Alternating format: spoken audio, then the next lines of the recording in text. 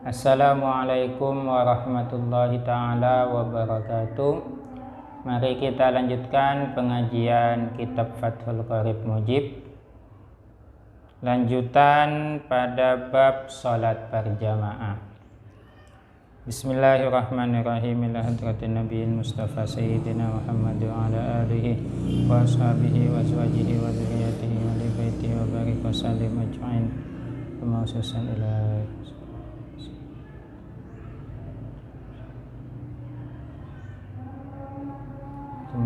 ila Al-Fatihah.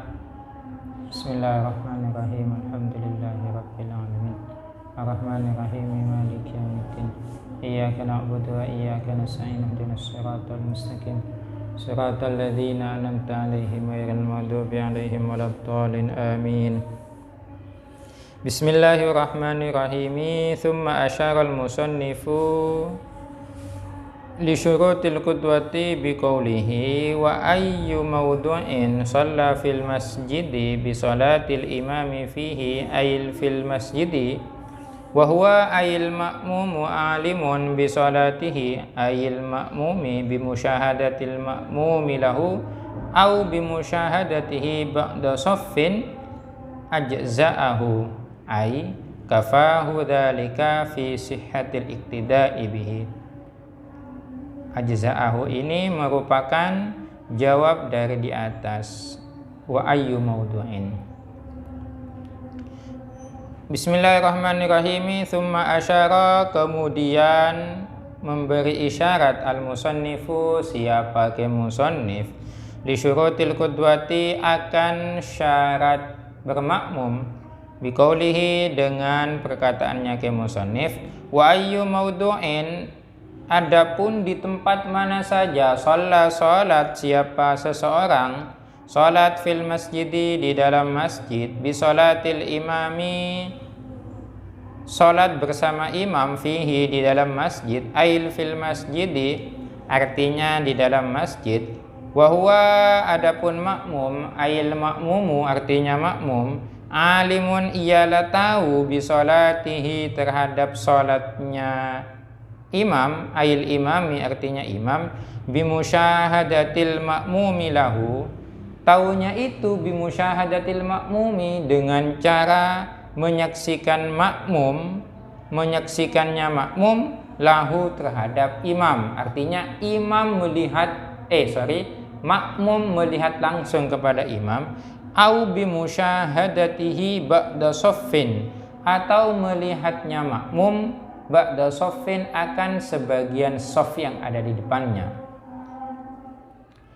Ay ajza'ahu, ajza'a, maka mencukupi apa salat berjamaah yang seperti itu. Ay kafahu dzalika, ay artinya kafahu, mencukupi hu, kepada makmum, dzalika, apa hal itu, kondisi seperti di atas tadi, fi sihhatil iktida'i, di dalam sahnya bermakmum, bihi, terhadap imam, bihi, terhadap makmum, ya, sah ikut siapa yang saya, makmum sah ikutnya, sah bermakmumnya. Catatannya, malam yataqaddam alaihi, malam yataqaddam, selama tidak mendahului siapa makmum, alaihi, terhadap imam.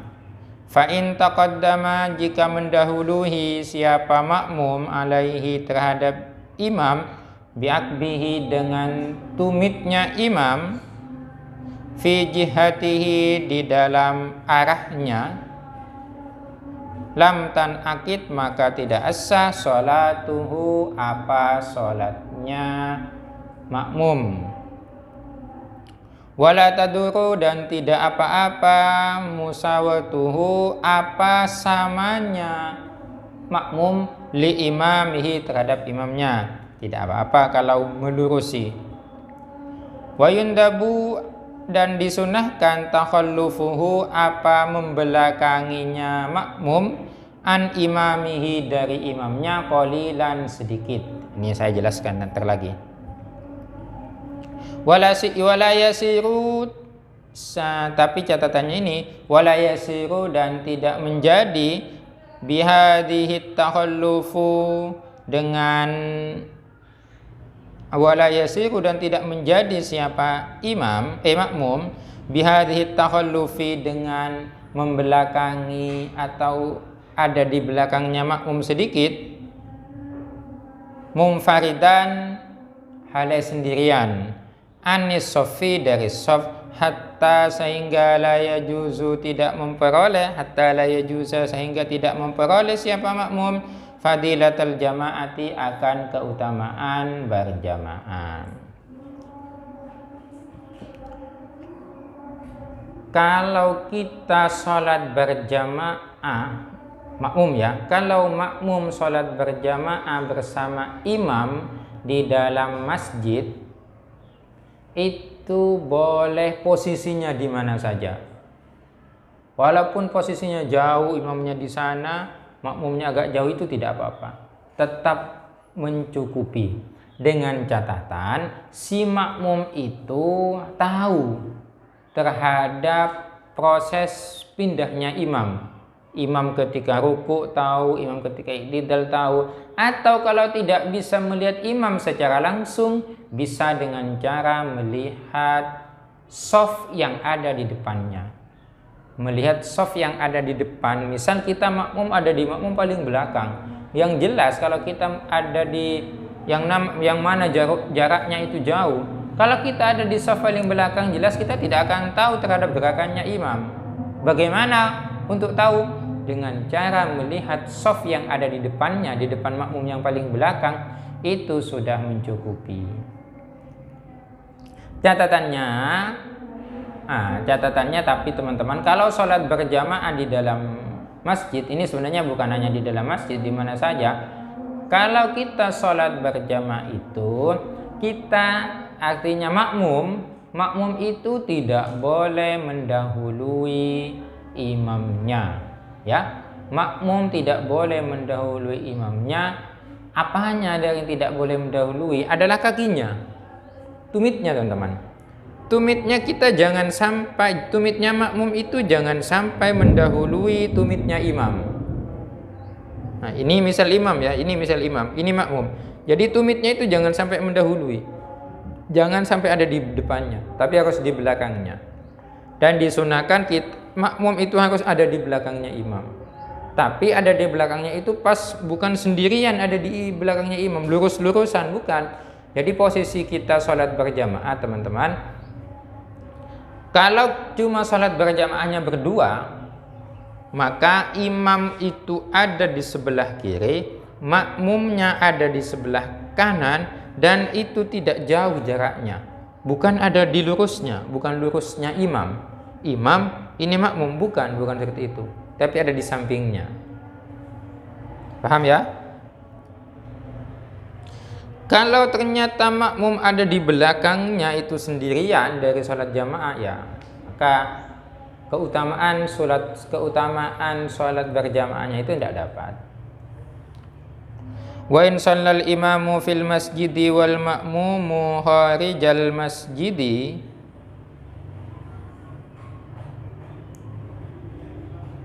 hala kaunihi qariban minhu ayil imami bi an lam tazid masafatu ma bainahuma ala thalathimi'ati dhira'in takriban wa huwa ayil ma'mumi alimun bi salatihi ayil ma'mumi walaha ila hunaka ay bainal imami wal ma'mumi jaza al iktida'u bihi.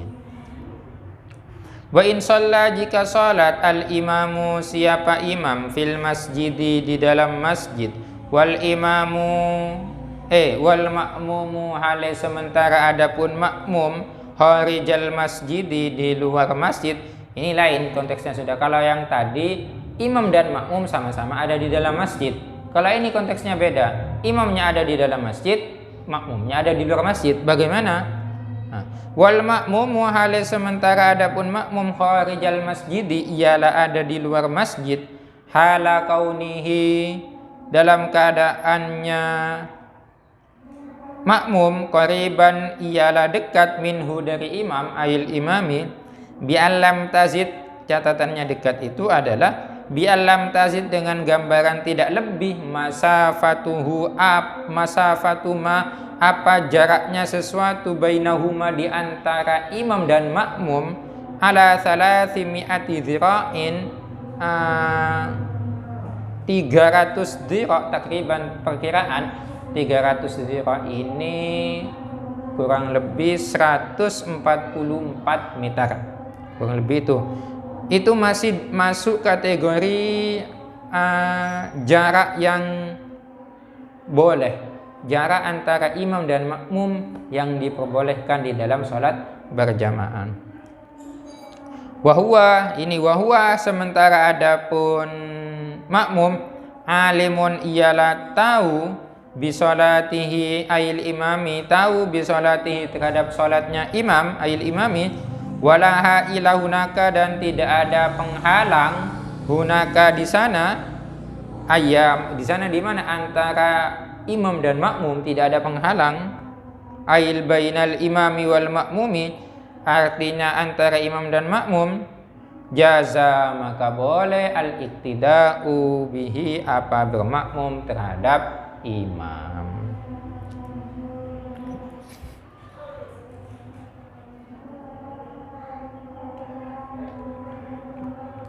Ini kasusnya yang ada di luar masjid ya. Makmum, imam ada di dalam masjid, makmum ada di luar masjid. Nah, apakah boleh sholat berjamaah seperti itu? Boleh. Dengan catatan jaraknya di antara imam dan makmum itu tidak lebih dari 144 meter. Itu catatan yang pertama. Catatan yang kedua, tidak ada penghalang antara makmum dengan imam. Artinya misal tidak dihalang dengan adanya tembok. Makmumnya ada di dalam masjid kok ada temboknya ditutup, tembok besar itu. Ya tidak bisa. Harus tidak ada penghalang, harus tembus. Penglihatan makmum ke imam itu harus tembus. Wa tu'tabaru al-masafatu al-madhkuratu min akhiril masjidi. Wa tu'tabaru dan diperhitungkan al-masafah jarak, bukan musafah ya, masafah.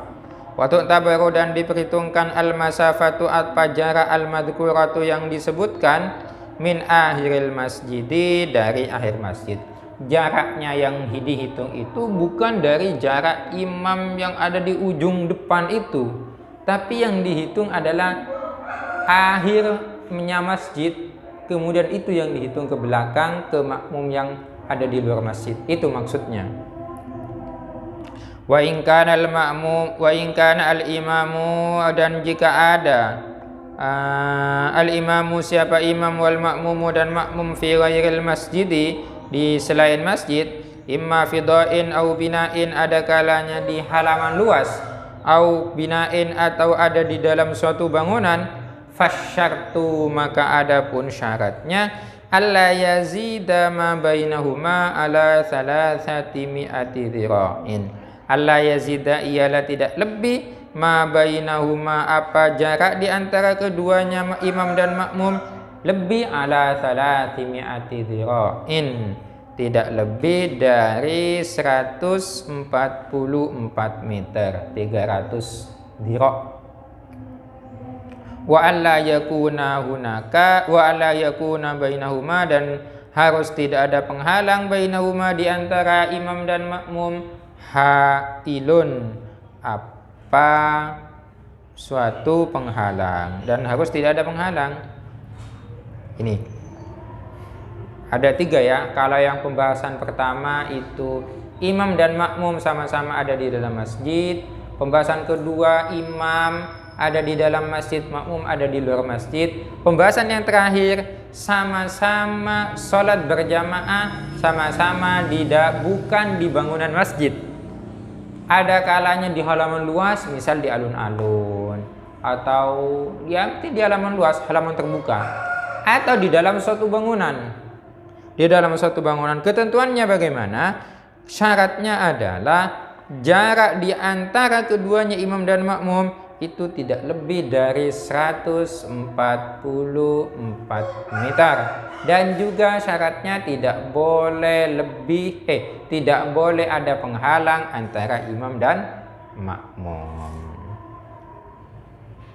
Semoga manfaat. Sampai di sini dulu. Faslun fi qasri sholati wa jam'iha wallahu a'lam. Al-Fatihah. Bismillahirrahmanirrahim.